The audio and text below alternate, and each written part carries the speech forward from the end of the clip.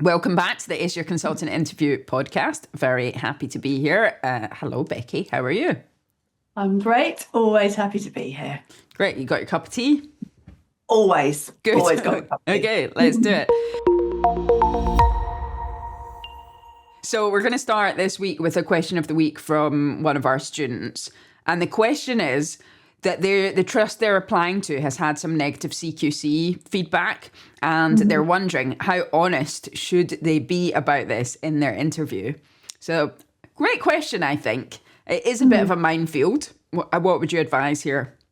I think it depends if they specifically ask you about the CQC feedback, how would you help us to address our recent CQC feedback? Then I think you can, pull out a few points around that are relevant to the service that you're going to be working in, and, align your skill set and your USPs to how you're going to manage that. If they don't ask you about it and there's something really, really damning in there, and particularly if it's about their service, I think you've got to recognise that there may be people in the room that feel quite wounded about that, who may feel that the whole thing was quite personal to them, and it's still quite a new thing. So you need to tread quite carefully around that. And I think maybe don't necessarily bring it up unless it feels like it's actually being asked for. And if you do, I think you've just got to frame it very sensitively. What do you think? I think this is a really difficult area to navigate. Yeah, there's some things that are sort of political hot potatoes that you just need to steer clear of. A CQC thing is a bit, I suppose, a bit different from some sort of news item or something like that, because everyone will know it's public and they will have to deal with it. So it will have to be addressed and it's formally documented. So I think, like you say, you have to have read it. So if there's no point pretending that it wasn't there, it's good if you've read it. And you need to say, that there were some things highlighted, but ultimately you're doing it with a view to being sensitive to the service and the team. And ultimately you're going to be in the team. So how would you feel if you're in the team and someone's talking about you in this way?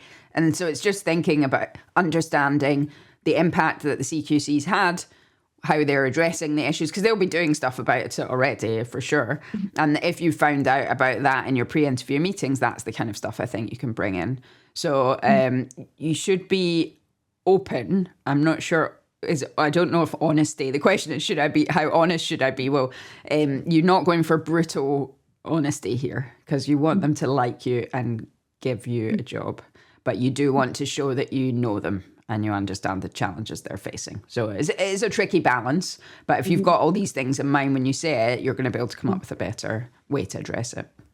Yeah, I think it's key what you said about the pre-interview meetings. Actually, when you go to those, presumably the CQC stuff will have come up, or they'll be referencing in some way what they're working on at the moment, what their particular challenges are. And then you can just kind of take a bit of a steer from them. How are they talking about this? Do they, are they welling up every time they talk about it? I'm joking, but actually, if they're crying in the pre-interview meeting, don't raise it. It's not good. Not with a barge pole. No. But I think just take the lead from them. If see how they are, kind of describing that and discussing it, and you can kind of take the same sort of tone. But I think just do be sensitive about it, because having a CQC inspection is incredibly stressful, as we know, and the outcome doesn't always feel fair, and people are quite vulnerable around it. So I think just be sensitive about it. Yep. But you definitely need to have read it. So this is the basis of this question means that this student knows it and has read about it. And all of our academy students should have read the CQC. And if you're listening, read the CQC for the place you're applying for. There's nothing that's going to be more embarrassing than they ask you a question about their CQC report and you have not read it. You're going to look very silly. So definitely make sure you look it up. Yeah, you can't blag it. Cannot blag that one. Okay, so we're going to go on to a golden example. This is an example that one of our academy students has suggested they might use. We have a mistake example this week. What is it a mistake or it's a duty of candour actually? It's a duty of candour example. Duty of candour example. So do you want to tell us what the example is this week? Yeah, so the patient desaturated because they were connected to an oxygen cylinder that ran out during transfer. And the candidate is a person who did the duty of candour. Yeah. What do we think? Is that a good one? I think this is a good example, and actually it is important that it's duty of candour rather than a mistake example, because actually if this was your mistake and you didn't deliver oxygen to a patient who was then desaturating and whatever else happened, that's quite a big deal. Whereas, so with a mistake example, like we've talked about in the previous weeks, you want it to have not a massive impact, but you want to be able to then talk about how you dealt with it. Whereas the duty of candour example ideally has nothing to do with you. So in this example, assuming they were not involved in the oxygen connection or the transfer or anything like that, then you're separated yourself from the mistake. You don't feel guilty about it. You're not trying to over-explain it in your interview. And actually you can focus on the duty of candour. And in many ways, the worse the mistake was by someone else, the better your duty of candour example is going to be, because you're going to have a more difficult conversation, breaking difficult news to the family. So it doesn't say, what happened. Obviously, there was a desaturation, but it may have been a minor thing. But it's still a good conversation to have had from duty of candour. So I think it's a good example. I think it's a good example to use, and it would allow you to really focus on the steps, remembering the focus is on the process of duty of candour, what steps you needed to go through and how that process went, how the conversation went. Yeah, I really like it. I think the other thing that this example allows you to do is to describe, the duty of candour conversation, and then also to describe, the next steps as well, the datex, the investigation, the system change, the learning from that, so that, you can talk about departmental and system learning as a result. And then, feed that back to the patient. So actually it's got everything in it that you need. And a nice opportunity to have probably a fairly difficult conversation with the patient and or their family, and then to reflect on that conversation and what it feels like to be the person who does the duty of candour. Yeah, and one other bit that I do think people often miss in the duty of candour is that they rattle through like, this is what I did, this was a mistake, and then my job was to do duty of candour. We told them this, this and this, explained to the family, and then we did the governance and we gave them a house leaflet. But you don't actually pause to say, well, what did the family say when you told them this? Because imagine you're being told this, your relative, like they just, the oxygen wasn't going and they desatted. You need to, you want to hear, like, how did they respond? Were they furious? Were they happy you'd been open with them? Did you have a good relationship with them and they said it was okay? Adding in, and it's only a small bit, but just saying 20 seconds, 30 seconds on what they said back to you, I think adds a really nice element of showing your understanding of the relationships you have with your patients and your families and how you reflect on that. So it's an easy thing to include, but very frequently missed. So if you can, I would definitely just have a moment to say what happened when you told them this information. Yeah. One of our students earlier on this week, she did a great duty of candour answer.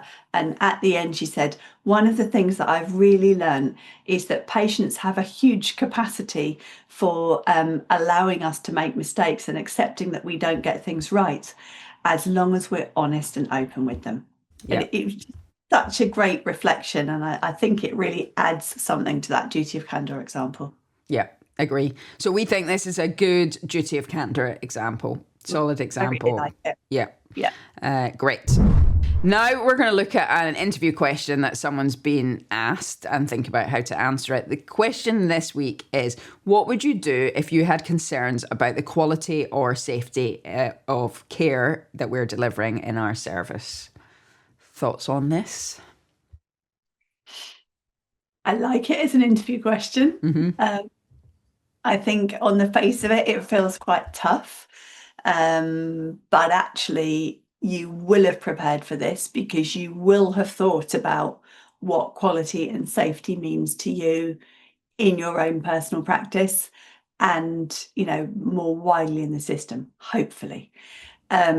So you can answer this in multiple different ways.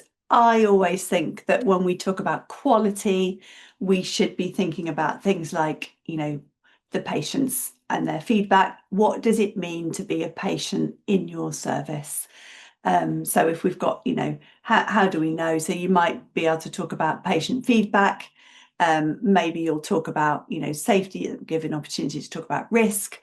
And then importantly, what are you going to do? So you need to demonstrate what the steps of escalation are around that. What is the reporting process in your department, your division, if you come up with these concerns? So it's an absolute gift in terms of being able to show senior level thinking. Yeah, I think so. And I think sometimes, because we've had quite a few people going for interviews where in the last few months where there's been stuff going on in the department. So sometimes there's been like a news story about your department or like some kind of sort of semi-scandal.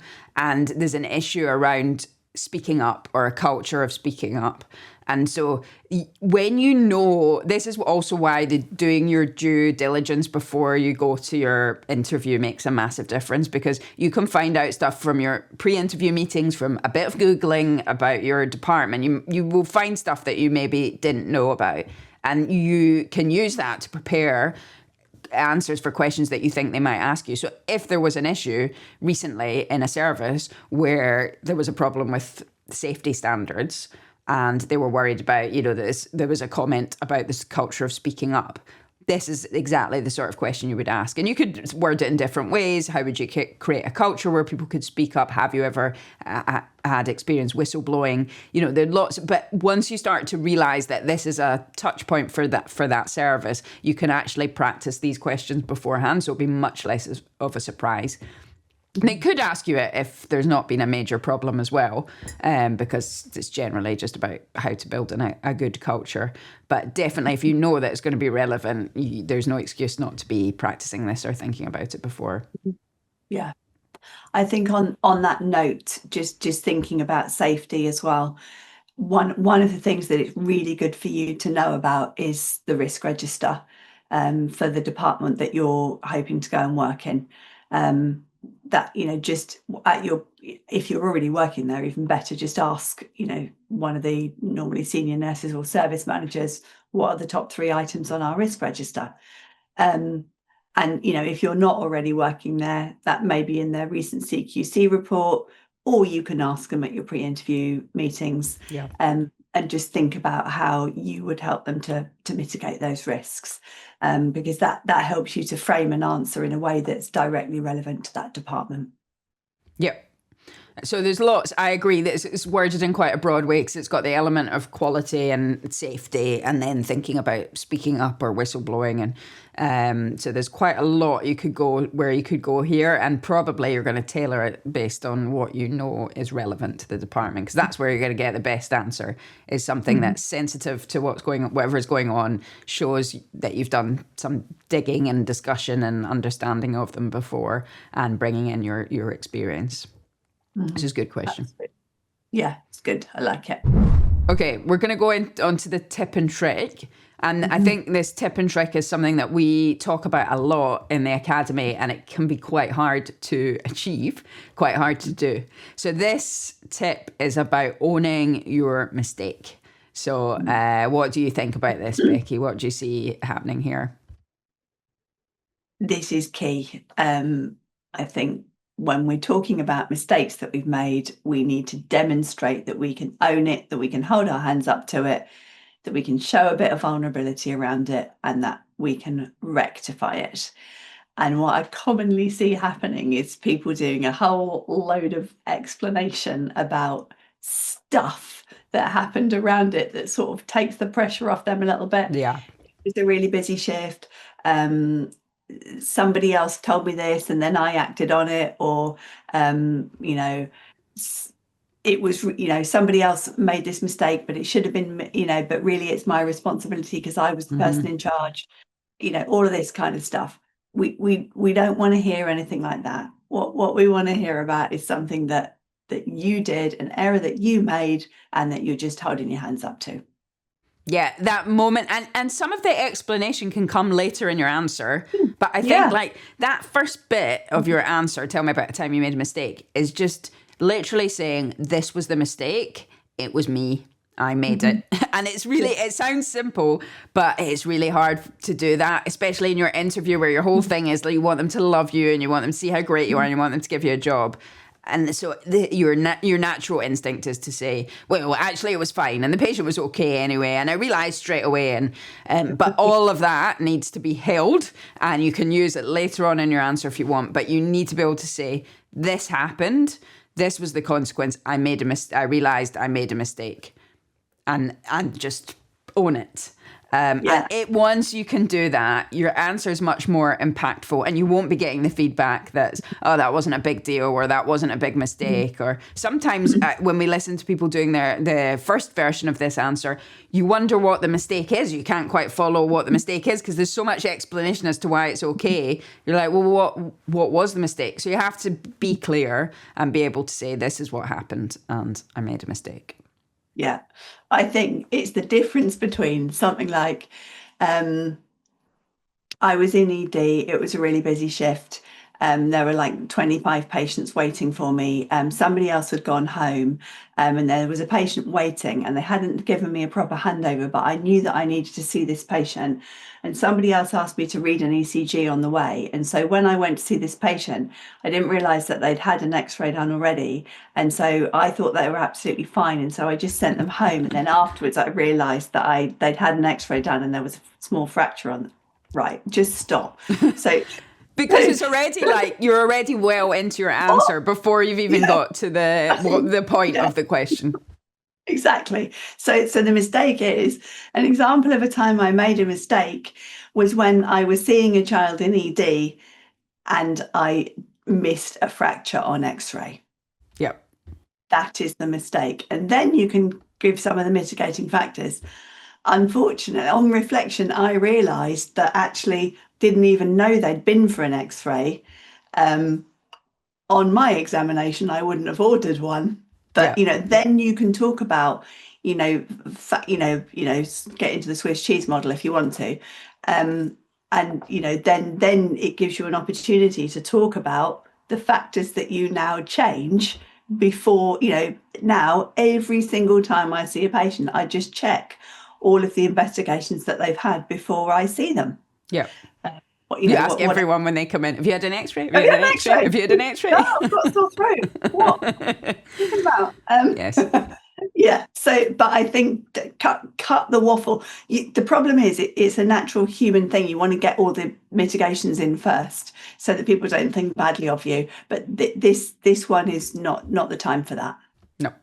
You've got to sit with the discomfort, own it, and then you will explain. And of course, the important part is the goal of the question is to show them how good you are at dealing with a mistake, at reflecting on it, at owning it, at understanding how to rectify it. That's the bulk of your answer. And if you spend 2 minutes building up to the explanation, the story, all the things, and then finally at 2 minutes or 2.5 minutes, you get to the mistake, you actually don't have time to focus on the main part of why they're asking you the question. So keep the mistake to the first part, get it done, tell them, own it, and then focus on, okay, this is what happened. This is how I reflect on it. This is how I dealt with it. This is how I make sure it doesn't happen again.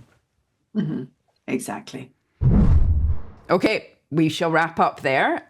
Another wonderful episode with you, Becky. We will be back next week looking at some other examples, thinking about what happens when you've had career gaps and how to address them in your interview and plenty more. See you there.